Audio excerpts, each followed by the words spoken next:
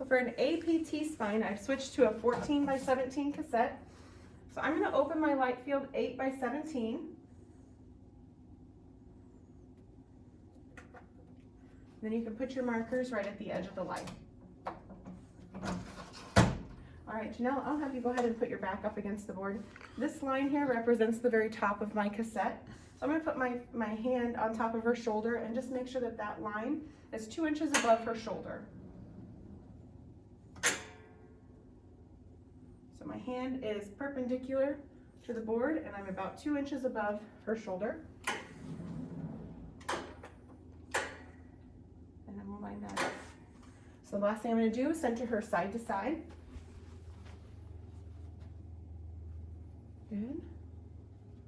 And blow all of your breath out, hold it out, and expose. Make sure that the chin doesn't drop down into the light. If it does, you'll have to have your patient raise her chin, which Janelle is fine the way she's standing. The next view is going to be the lateral T-spine. So I'm going to turn my markers over to the other side of the light field. In the light, fingers width from the top of the edge, don't forget that. Janelle, can you put your left side up against the board? We've got her shield on her right side, so she's covered. And turn this around for you. Can you grab that? Thanks. All right.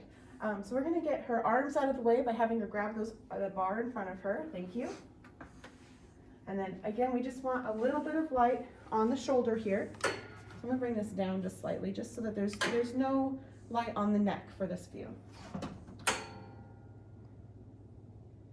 Good. Our central ray is going to fall right around T7. And then I'm going to center her side to side. So I'm just going to push her forward just a bit, just behind that mid-coronal.